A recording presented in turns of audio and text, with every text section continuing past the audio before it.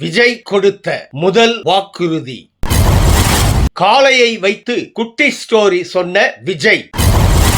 அதிமுக திமுக பாணிக்கு மாறிய தவேகா. மக்கள் என்னுடன் இருப்பதால் பிறருக்கு காண்டு விஜய் பேச்சு. என்னுடைய புதிய நண்பர் முதல்வர் ஸ்டாலின் விஜய் பேச்சு. அரசியல்வாதிகள் சொத்தை டிக்ளேர் பண்ண ரெடியா விஜய் கேள்வி.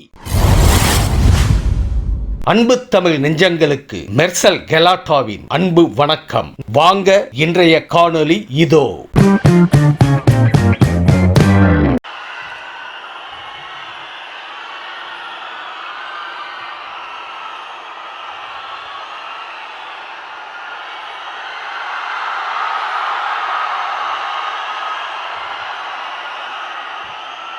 எங்க ஓட்டு எங்க உரிமை.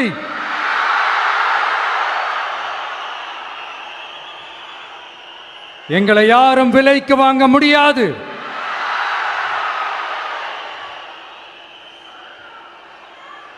எங்க ஓட்டு விசில் சின்னத்துக்கு தான்.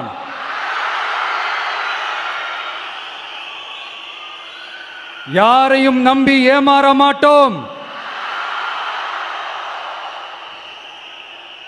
எங்க வார்த்தையிலிருந்து மாற மாட்டோம். இது நிஜம். தேங்க்யூ.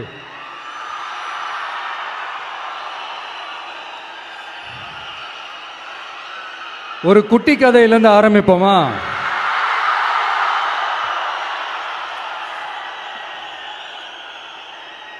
ஒரு பெரிய ஊர், ஒரு 4 ரோடு ஜாயிண்ட் ஆகிற மாதிரி ஒரு ஜங்ஷன், ஒரு பிஸியான ஏரியா, ஆள் நடமாட்டம் அதிகமாக இருக்கக்கூடிய ஒரு ஏரியா. அங்கே சென்டரில் ஒரு முரட்டு ஜல்லிக்கட்டு காலை ஒன்று நின்றுட்டுருக்குது. காலில் மண்ணை வீசிக்கிட்டு சீறிக்கிட்டு அப்படியே நின்றுட்டுருக்குது. யாருமே பக்கத்தில் போக முடியல. அந்த இடம் ஒரு கேஷுவலாக மாறணும் அப்படின்னா அந்த காளையை அடக்கி அமைதி ஆக்கினா தான் மறுபடியும் ஒரு பேக் டு நார்மல் சுச்சுவேஷனுக்கு அந்த இடம் மாறும். அந்த ஊரில் இருக்கிற ஒரு சில பேருக்கு மட்டும்தான் அந்த காளை அடங்கும். அவங்க யாருமே அங்கே இல்லை. ஆனால் அந்த க்ரௌடில் இருந்த ஒரு சில பேர், ஆல்ரெடி அந்த காளையை அடக்கணங்களோடு இருந்த ஒரு சில பேர், எங்களுக்கு இல்லாத அனுபவமா? நாங்க பார்க்காத காளையா? நாங்க பார்க்காத மாடா? நாங்க போய் அடக்குறோன்னு சொல்லிட்டு உள்ள போறாங்க. ஒருத்தராலையும் அந்த காளையை தொடக்கூட முடியல. எல்லாரையும் அடிச்சு வீசி தூக்கி போட்டுருச்சு. இப்ப என்னடா பண்றது அப்படின்னு பார்க்கும்போது அந்த கூட்டத்தை விலக்கிட்டு ஒரு சின்ன பையன் ஒரு என்ட்ரி ஒன்று கொடுக்குறான். உங்களுக்கு தான் தெரியும்ல, டேய் எங்களாலே முடியல, நீ எல்லாம் என்னத்தை போய் கிழிக்க போற? எங்களுக்கு அவ்வளோ அனுபவம் இருக்குது, நாங்களே அடிபட்டு ஓரமாக படுத்து கிடக்கிறோம். இவன் விளையாட்டுத்தனமா ஏதோ பண்ணிட்டு கிடக்கிறான். பாவம், அந்த காலை கிட்ட போய் அடிபட்டு சாவ போறான். பச்சா பையன், அந்த பையன், இந்த பையன், அண்டர் எஸ்டிமேட் பண்றது, ஏளனமா பேசுறது, இப்படி ஒரு பக்கம். இன்னொரு பக்கம் பரிதாபப்பட்டு, ஐயோ பாவமே, இப்படி தனியா போய் மாட்டிக்கிட்டானே அந்த காலை கிட்ட, என்ன பண்ண போறானோ அப்படின்ட்டு ஒரு பக்கம் பரிதாபப்பட்டு பேசுறாங்க. அந்த சின்ன பையன் எதுவுமே காதலையே போட்டுக்காம 2 பாக்கெட்லையும் கையை விட்டுக்கிட்டு ஸ்டைலா கெத்தா தில்லா அப்படியே உள்ள போறான். ஒரு ஸ்டெப் எடுத்து வைக்கிறான், அந்த காலை அப்படியே சீறிக்கிட்டே நின்றுட்டு இருக்குது. இன்னொரு ஸ்டெப் எடுத்து வைக்கிறான், காலை அப்படியே சீறிக்கிட்டே முன்னாடி வருது. மக்கள் எல்லாரும் பதட்டத்தோடு அப்படியே பார்த்துட்டு இருக்கிறாங்க. இன்னொரு ஸ்டெப் எடுத்து வைக்கிறான், காலை அப்படியே முட்டை வரும்போது பாக்கெட்டுக்குள்ள மறைச்சி வச்சிருந்த 2 புல்லுக்கட்டு அதை அந்த காலை கிட்ட காட்டுறான். காலை அப்படியே சடனா வந்து நின்று அது மூடெல்லாம் மாறி அந்த புல்லுக்கட்டை சாப்பிட ஆரம்பிச்சிருச்சு. அந்த சின்ன பையனும் அந்த காளையை அப்படியே தடவிக்கிட்டு வரான். காளையும் பக்கத்தில் ஒரு குழந்தை மாதிரி நடந்து வந்துக்கிட்டு வருது. பக்கத்தில் இருந்த ஒரு வயல்வெளியில் அந்த காளையை மேய விட்டுட்டு வரான். மக்கள் எல்லாரும் அந்த பையனை ஆச்சரியமாக பார்க்குறாங்க. அந்த அடிபட்டு கிடந்த அந்த அனுபவசாலிங்க தலையை தொங்க போட்டு நின்றுட்டு இருக்கிறாங்க. ஏன்னா பேசின பேச்சு அப்படி. வாய் இருக்குன்றதுக்காக நக்கலுமா நையாண்டியுமா நச நச நச நசன் ஒரே பேச்சு. என்ன பண்றது, தலையை குனிஞ்சு அப்படியே நின்றுட்டு இருக்கிறாங்க. அங்க ஒரு பெரியவர் வர்றார். வந்து அந்த பையன்கிட்ட கேட்கிறாரு, எப்படிப்பா இப்படி ஒரு முரட்டு காலை சீறிட்டு நின்றுட்டு இருந்தது, எப்படி அந்த காளையை அடக்கின அப்படின்னு கேட்டதுக்கு அந்த பையன் சொல்றான், ஐயா எனக்கு அந்த காளையை பார்த்தா கோபமாக இருந்த மாதிரிலாம் எனக்கு தெரியல, அந்த காலை பசியோடு இருந்த மாதிரி இருந்தது. அதனால தான் அந்த புல்லுக்கட்டை காமிச்சவொடனே ஓகே நமக்கு தேவையானது கிடச்சிருச்சு அப்படின்னோடனே அந்த புல்லுக்கட்டை சாப்பிட்டுட்டு நம்மளோட அப்படியே ஜாலியாக வாக்கிங் வந்துருச்சு அப்படின்னு சொன்னான். இதை கேட்ட அந்த பெரியவர் சொன்னாராம், இந்த சின்னவங்க பெரியவங்க அனுபவம் இருக்கிறவங்க அனுபவம் இல்லாதவங்க இதெல்லாம் விஷயமே கிடையாது. யாரா இருந்தாலும் அந்த சூழலுக்கு ஏற்ற மாதிரி அந்த சிச்சுவேஷனுக்கு தகுந்த மாதிரி என்ன பண்ணி அந்த ப்ராப்ளமை சால்வ் பண்றான், ஏது பண்ணி அந்த ப்ராப்ளமை சால்வ் பண்றான், அதுதான் விஷயமே, அதுதான் மேட்ரு. ஸோ நீ சூப்பர்ப்பா, என்ன ப்ராப்ளம் வந்தாலும் நீ சால்வ் பண்ணிடுவ அப்படின்னு முதுகில் தட்டி கொடுத்துட்டு அந்த பெரியவர் போறார். இப்போ அந்த கதையில் அந்த முரட்டு ஜல்லிக்கட்டு காலை தான் நம்ம தமிழ்நாட்டு அரசியல் களம். அந்த பெரியவர் தான் நம்ம தமிழக மக்கள். அந்த பாக்கெட்டுக்குள்ள ஸ்டைலா தில்லா கெத்தா ஒருத்தன் உள்ள வந்தான் பாருங்க, அவன்தான்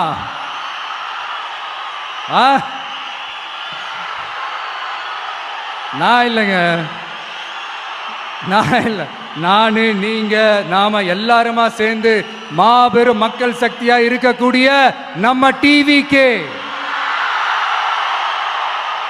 அதுதான் அந்த சின்ன பையன்.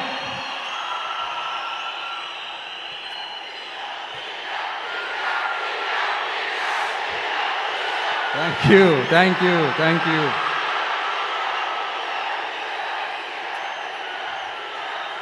மக்களை நேசிக்கிற ஒரு நல்ல தலைமை இல்லாததுனால இத்தனை வருஷமா வேற வழி இல்லாம ஸ்டாலின் சார் கொடுத்த அந்த பொய்யான வாக்குறுதிகள் எல்லாத்தையும் நம்பி ஏமாந்த நம்ம மக்களுக்கு சரியான நேரத்தில் ஒரு வெகுஜன மக்கள் இயக்கமா வந்தது தான் நம்ம டிவிக்கு. அந்த முரட்டு ஜல்லிக்கட்டு கால கதை ஏன் சொன்னோம், எதுக்கு சொன்னோம், யார் யாருக்கெல்லாம் சொன்னோங்கிறது புரிய வேண்டியவங்களுக்கு புரியும்னு நினைக்கிறேன்.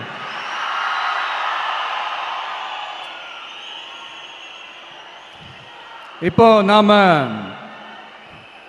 ஒவ்வொரு வீட்டில் உயிரா உணர்வா இருக்கிறோம். ஆனால் நான் உங்க எல்லாரையும் நேரில் சந்திக்கணும், நீங்கள் இருக்கிற ஊருக்கே உங்களை சந்திக்கணும் அப்படின்றது தான் எனக்கு மனசில் இருக்கிற ஒரு பெரிய ஆசை. ஆனால் அந்த சிச்சுவேஷன் ஒரு எதிர்கட்சியாக இருந்து கேள்வி கேட்டுட்டு இருக்கிற இந்த நேரத்தில் நமக்கு எதிராக என்ன சூழ்ச்சிகள்லாம் நடக்குதுன்றது உங்கள் எல்லாருக்குமே நல்லா தெரியும். அதனால் இப்போ உங்களுக்கு ஒரு வாக்குறுதியை கொடுக்குறேன், நம்மளுடைய ஆட்சி அமைஞ்சதும் ஒவ்வொரு கிராமத்துக்கும் நான் நேரடியா வந்து என்னுடைய சொந்தங்களாகிய உங்க எல்லாரையும் நான் சந்திக்கிறேன்.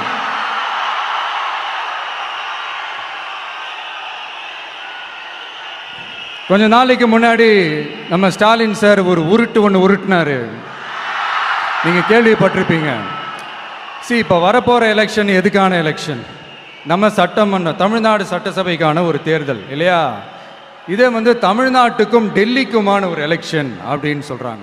இன்னும் கொஞ்சம் மேலே போய் தமிழ்நாட்டுக்கும் என்டிஏவுக்குமான ஒரு எலெக்ஷன் அப்படின்னு சொல்றாங்க. என்ன சார், டெல்லியில் ஏதாவது நிற்க போறீங்களா? அப்புறம் ஏன் தமிழ்நாட்டுக்கும் டெல்லிக்குமான ஒரு எலெக்ஷன் சொல்றீங்க? அப்புறம் இது ஏதாவது பார்லிமெண்ட் எலெக்ஷனா, பிரதமர் பதவிக்கு ஏதாவது போட்டி போடுறீங்களா? அப்புறம் ஏன் அதை தமிழ்நாட்டுக்கும் என்டிஏவுக்குமான ஒரு எலெக்ஷன் சொல்றீங்க? எங்களுக்கு புரியலையே சார், இது என்ன லாஜிக்னு எங்களுக்கு புரியலையே.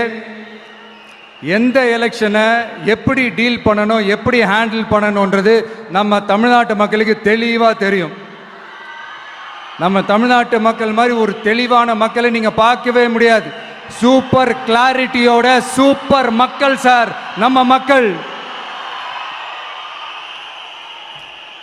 இந்த போருக்கு போறதுக்கு முன்னாடி தான் இந்த படை பரிவாரங்களோட போவாங்கன்னு கேள்விப்பட்டிருக்கிறேன். ஆனா நீங்க என்னடானா இந்த ஒன்றுத்துக்கும் உதவாத இந்த பால் டப்பாவை உருட்டிக்கிட்டு இருக்கீங்களே சார். உண்மையிலே இந்த எலெக்ஷன் எதுக்கான எலெக்ஷன் சொல்லட்டுமா? தமிழ்நாட்டு மக்களுக்கும் ஊழலுக்கும் நடக்கிற போர், தமிழ்நாட்டு மக்களுக்கும் லஞ்சத்துக்கும் நடக்கிற போர், தமிழ்நாட்டு மக்களுக்கும் இந்த நிர்வாகத்தை சரியா செய்யாத இந்த திமுக அரசுக்கும் நடக்கிற போர், அதாவது தமிழ்நாட்டு மக்களுக்கும் உங்க ஆட்சிக்கும் நடக்கிற போர், தமிழ்நாட்டு மக்களுக்கும் ஸ்டாலின் சாருக்கும் நடக்கிற போர். இன்னும் சுருக்கமா சொல்லணும்னா விஜய்க்கும் ஸ்டாலின் சாருக்கும் நடக்கிற போர்.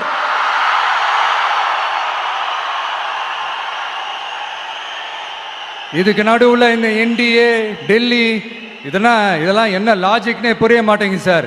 தமிழ்நாடு தான் விஜய், இந்த விஜய் தான் தமிழ்நாடு. தூய சக்தி டிவிகேவுக்கும் தீய சக்தி டிஎம்கேவுக்கும் தான் இந்த போர். இப்படி உக்கிரமா இருக்கிற இந்த போர்ல மறுபடியும் ஒன்றுத்துக்கும் உதவாத இந்த பால் டப்பாவை உருட்டிக்கிட்டு இன்னொரு காமெடி வேற. அது என்னடானா அவரோட ஆட்சியில தான் தமிழ்நாடு சூப்பர் ஸ்டார் மாநிலமா இருக்குதான். கரெக்டு, தமிழ்நாடு சூப்பர் ஸ்டார் மாநிலம் தான். காமராஜர் அவர்கள் டைம்ல, அண்ணா அவர்கள் டைம்ல, எம்ஜிஆர் அவர்களோட ஆட்சியில. இன்னைக்கு ஒன்றுத்துக்கும் உதவாத இந்த உல்டா மாடல் ஆட்சியில தமிழ்நாடு சூப்பர் ஸ்டார் மாநிலமாலாம் ஒண்ணு இல்லை, சூப்பர் ஸ்டாண்ட் அப் காமெடிக்காரர் நடத்துற மாநிலமா மாறிடுச்சு. மக்களே, உங்களுக்காக தான், உங்களுக்காக மட்டுமே தான் வர தடைகள், சதிகள், சூழ்ச்சிகள் எல்லாத்தையும் தாண்டி இந்த 2026 இந்த தேர்தலில் டிவிக்கு தில்லா நிற்கும்.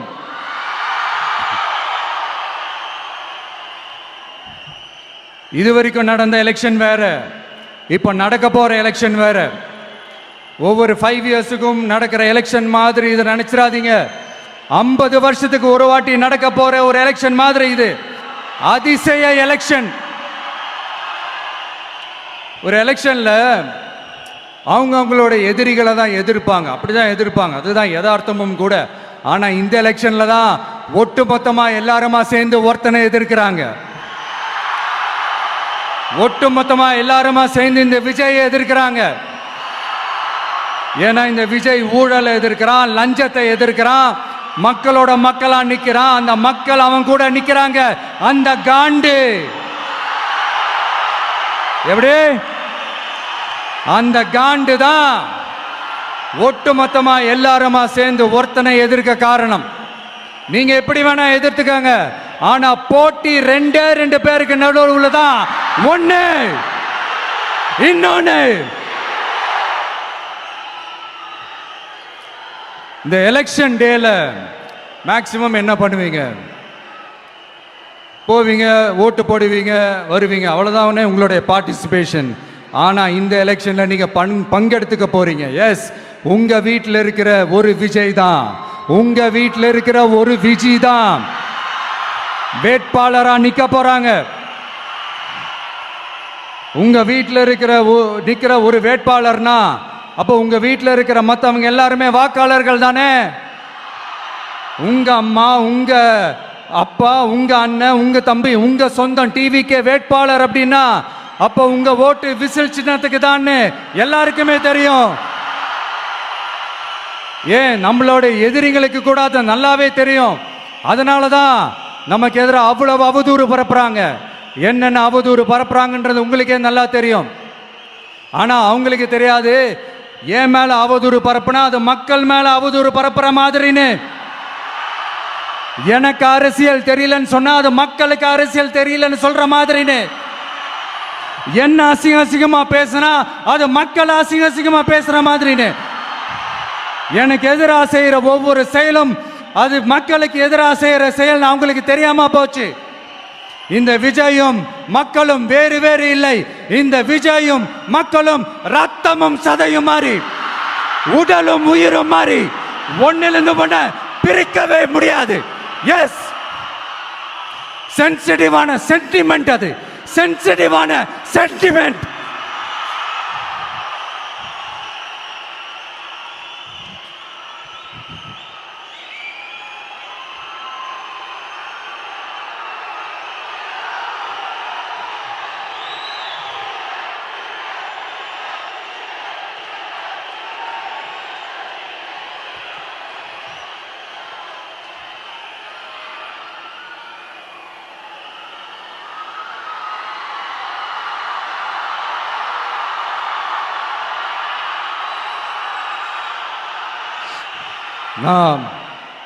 சாரி, இதை யாரும் அசைக்க முடியாது. மக்களை நேசிக்கிற விஜய் வேணுமா, மக்கள் விரோத ஆட்சி நடத்துற ஸ்டாலின் சார் வேணுமா? இந்த விஜய் நம்புறீங்களா, ஸ்டாலின் சார் நம்புறீங்களா? Proof, this is the proof.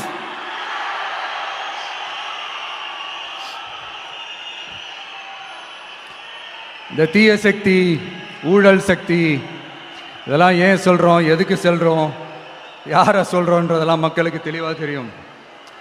அதே மாதிரி டிவிகேவுக்கு போட்டி டிஎம்கே தான்றதும் மக்களுக்கு தெளிவாக தெரியும். அப்படி இருக்கும்போது நாம் ஏதாவது பேசினா வாண்டடாக சில பேர் வந்து வண்டியில் ஏறி உட்காந்துக்கிறாங்க. ஆமாம், வாண்டடாக சில பேர் வண்டியில் ஏறி உட்காந்துக்கிட்டு குரல் கொடுக்குறாங்க. சீரியஸாக ஒரு போட்டி நடந்துக்கிட்டு இருக்கும் போது இங்கே காமெடிக்கெல்லாம் இடம் இல்லை பாஸ். இதெல்லாம் மக்களுக்கு தெளிவாக தெரியும். இந்த நேரத்தில் ஒரு சீரியஸ் கேள்வியை இன்னைக்கு இருக்கிற மிகப்பெரிய அரசியல்வாதிங்க கிட்ட கேட்கணும்னு நான் நினைக்கிறேன்.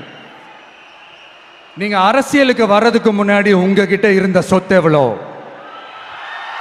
அரசியலுக்கு வந்ததுக்கு அப்புறம் இன்னைக்கு உங்ககிட்ட இருக்கிற சொத்து எவ்வளோ? அதை ஓப்பனா டிக்ளேர் பண்ண முடியுமா?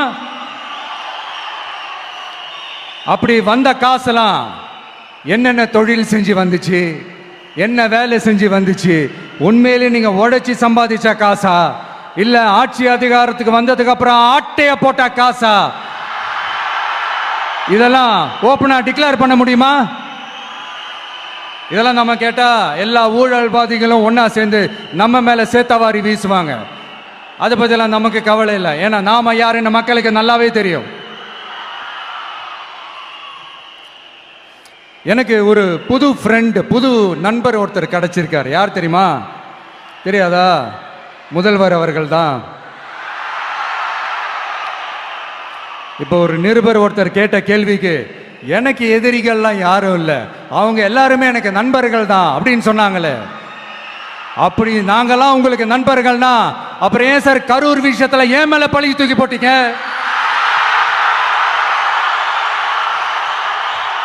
உங்களுக்கு மனசாட்சின்னு ஒண்ணு இருந்தா அப்படி பேசிருப்பீங்களா?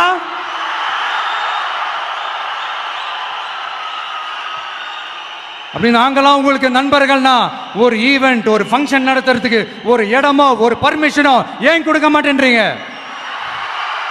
எல்லாத்தையும் நீங்களே பண்ணிட்டு போற போக்கில் அப்படியே பொய்களா அடிச்சு விட்டுக்கிட்டு இருக்கீங்க. உங்களோட உண்மையான நண்பர்கள் யாருன்னு சொல்லட்டுமா? லஞ்சம், ஊழல், அரசியல் ஆதாயம், இதெல்லாம் தான் உங்களோட உண்மையான நண்பர்கள். பர்சனலா நீங்க எப்படி வேணா இருந்துக்கங்க சார், நமக்கு அதை பத்தி கவலை இல்லை, நமக்கு அது அவசியமும் இல்லை. ஆனா உங்க ஆட்சி தான் தப்பான ஆட்சி, தமிழ்நாட்டுக்கு தேவையில்லாத ஆட்சி. கொஞ்ச நாளைக்கு முன்னாடி கற்பனையா ஒரு விஷயம் ஒன்று சொன்னேன். இந்த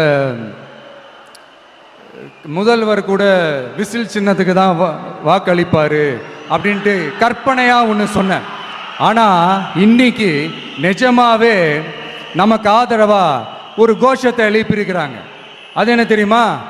எங்க வாக்கு சாவடி வெற்றி வாக்கு சாவடியா. அதுக்கு அர்த்தம் என்ன தெரியுமா? எங்க வாக்கு சாவடி விஜய் வாக்கு சாவடின்னு அர்த்தம்.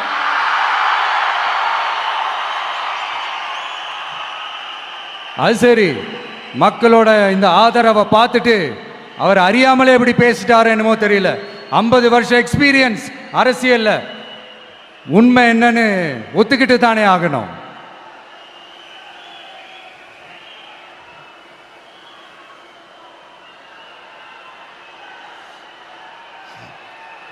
ஜனநாயகம்ங்கிறது பெரும்பான்மை ஆட்சி அதிகாரம் சார்ந்தது மட்டும் இல்லை, சிறுபான்மை மக்களின் உரிமைகள் உணர்வுகளும் புனிதம்னு நினைச்சு அதையெல்லாம் காப்பதற்கு பெயர் தான் ஜனநாயகம்னு 1963 அறிஞர் அண்ணா பார்லிமெண்ட்ல பேசினதை நாம இங்க சொல்றது ரொம்ப பொருத்தமா இருக்கும்.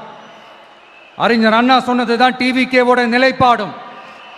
இந்த ஸ்டாண்ட்ல நாம 100% உறுதியா இருப்போம். யாருக்காகவும் எதுக்காகவும் இதுல சமரசமே கிடையாது. மதச்சார்பற்ற சமூக நீதி தன்மை தான் நம்ம அடிப்படை கொள்கைகள் ஒன்று, அதில் எந்த மாற்றமும் எப்பவும் கிடையாது. ஆனால் இதெல்லாம் மறந்துட்டு எப்படியாவது எதையாவது செஞ்சு ஓட்டு வாங்குறதுக்காகவே இங்கே சில பேர் இருக்கிறாங்க. அவங்கள மாதிரி நமக்கு அப்படி சில பிரச்சனைகள்ல எரியற நெருப்புல எண்ணெயை ஊத்துற எண்ணமே இல்லை.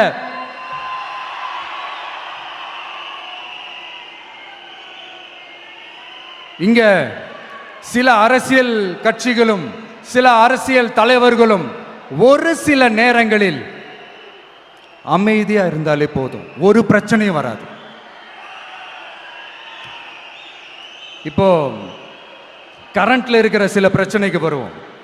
இந்த கரண்ட் பிரச்சனைக்கு வருவோம். மாசம் மாசம் கரண்ட் பில்லு கட்டுற மாதிரி மாத்துவோம்னு சொன்னீங்களே, செஞ்சீங்களா?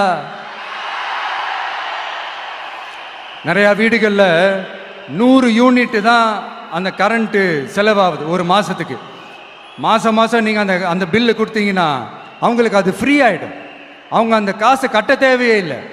ஆனா 2 மாசத்துக்கு ஒரு வாட்டி அந்த பில்லு கொடுத்தீங்கன்னா, இப்போ சப்போஸ் அது 200 யூனிட்டுக்கு மேல போச்சுன்னா அது அவங்களுக்கு ஒரு மிகப்பெரிய சுமை தானே. இது எந்த கணக்கில் எடுத்துக்கிறது? ஒரு மாதிரி ஒரு மாடர்ன் கரப்ஷன் அப்படின்னு எடுத்துக்கலாமா? அடுத்து பஸ் வசதி. நிறைய கிராமங்களில் பஸ் வசதி இல்லைன்னு சொன்னா இந்த ஒட்டுமொத்த திமுக அரசும் கத்திக்கிட்டு வந்துருவாங்க. நாங்க பஸ் விடாத கிராமங்களே இல்லை அப்படின்னு சொல்லுவாங்க. அப்படியே அது உண்மை அப்படின்னா முதல்வர் அவர்கள் கிட்ட நம்ம தங்கச்சி ஒருத்தவங்க ஒரு கேள்வி கேட்டாங்களே, எங்க ஊருக்கு ஒரு மினி பஸ் ஆவது விடுங்க சார் அப்படின்னு கேட்டாங்களே, அது எந்த கணக்கில் எடுத்துக்கிறது? நிறைய மலை கிராமங்கள்ல பஸ் வசதி இல்லை, நிறைய மலை கிராமங்கள்ல ஹாஸ்பிட்டல் வசதி இல்லை. இது ரெண்டுமே எவ்வளவு முக்கியமான ஒரு விஷயங்கள். பஸ் வசதியும் ஹாஸ்பிட்டல் வசதியும் இல்லாததுனால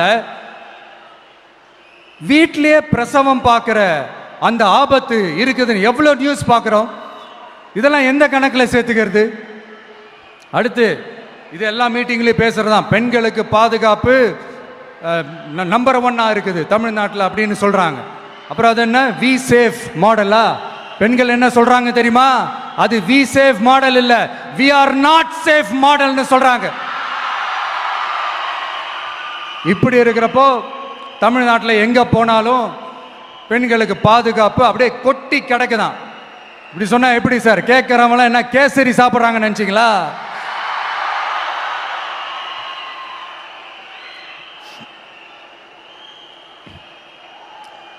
அடுத்து இந்த சட்டம் ஒழுங்கு, அது காணாம போய் ரொம்ப நாள் ஆச்சு. இவன் வேற, இந்த விஜய் வேற, எங்க போனாலும் இந்த மக்கள் கிட்ட இந்த சட்டம் ஒழுங்கை பத்தி பேசி ஞாபகப்படுத்திக்கிட்டே இருக்கான்னு முதல்வர் அவர்கள் அவங்க கூட இருக்கிறவங்க கிட்டலாம் சங்கடப்பட்டாராம். நாம் என்ன பண்றது? நாம தான் தமிழ்நாட்டோட விசில் ப்ளோயர் ஆச்சே. நாம் எப்படி சைலண்டா இருக்க முடியும்? நாமளும் கேள்வியா கேட்கிறோம், ஆனா பதிலெலாம் வந்த மாதிரியே தெரியல. இருந்தா தானே வர்றதுக்கு, வச்சுக்கிட்டா வஞ்சனை பண்றாரு. 5 வருஷமா பதிலே சொல்லாம அப்படியே கடந்து வந்துட்டாரு. ஆனா இனிமே அப்பெல்லாம் இருக்க முடியாது, பதில் சொல்லி ஆகணும். மக்களே, இந்த தீய சக்தி, இந்த அட்ராசிட்டிய ஒரு எண்டு கார்டு போடணும் அப்படின்னா அவங்கள சுவிட்ச் ஆஃப் பண்றது தான் ஒரே சொல்யூஷன். அதுக்கான ரிமோட் தான் வரப்போற எலெக்ஷன். அந்த ரிமோட்ல நீங்க அழுத்த வேண்டியது ஒரே ஒரு ஆப்ஷன், அதுதான் நம்ம விசில் சின்னத்தோட பட்டன். இத 4 விஷயத்தை நீங்க செஞ்சாலே போதும்.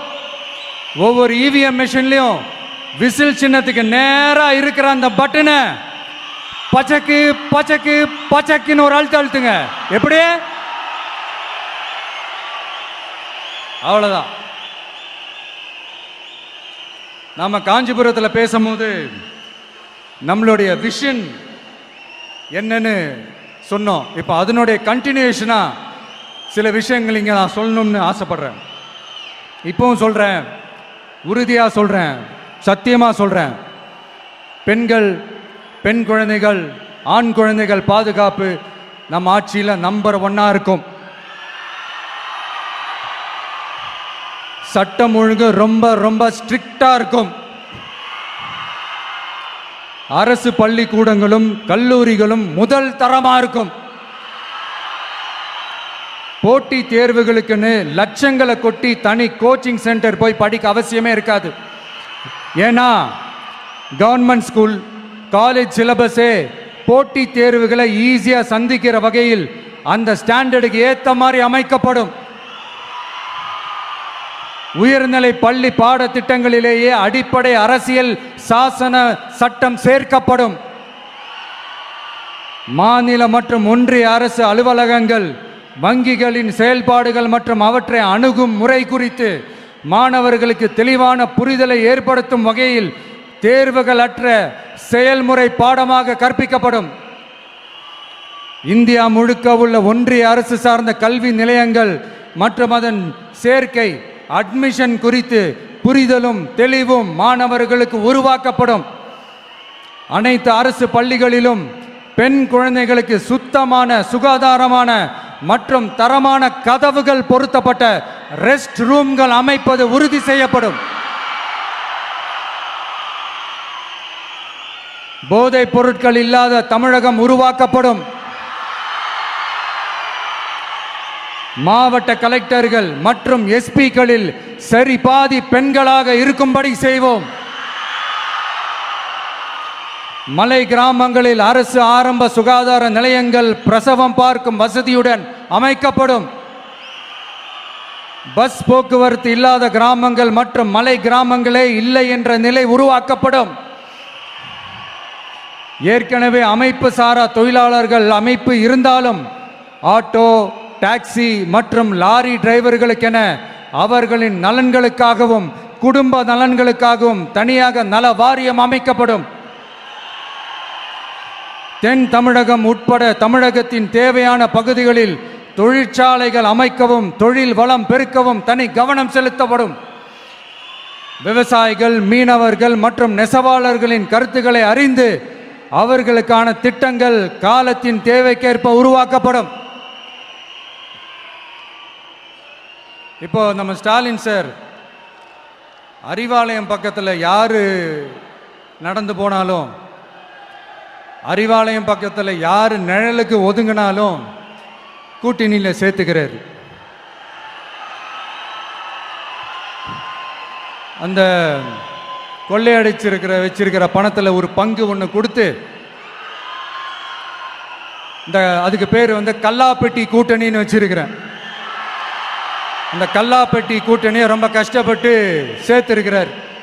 ஆனால் அவருக்கு நான் சொல்றேன், இந்த அறத பழைய கூட்டணி கணக்குகளோ இந்த கொள்ளையடிச்ச பணத்தையே வச்சு எங்க மக்களை ஏமாத்தி எல்லாம் ஜெயிக்க முடியாது. ஏன்னா இது மாபெரும் மக்கள் சக்தியான வித்தியாசமான விசில் புரட்சி எலெக்ஷன்.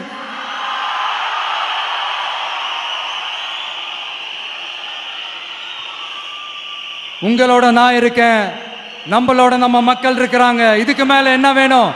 கான்பிடென்டா இருங்க, நல்லதே நடக்கும், வெற்றி நிச்சயம். மீண்டும் சந்திக்கும் வரை நன்றி, வணக்கம். என் நண்பர்களே, ஒரு சின்ன ரிக்வெஸ்ட். நான் திருப்பி இங்கிருந்து 4 hours சென்னைக்கு போகணும். தயவு செஞ்சு யாரும் என் வண்டிக்கு பின்னாடியோ என் வண்டி சைட்லேயோ பைக்கில் வராதிங்க. உங்களை நான் கெஞ்சி கேட்டுக்கிறேன். தேங்க்யூ.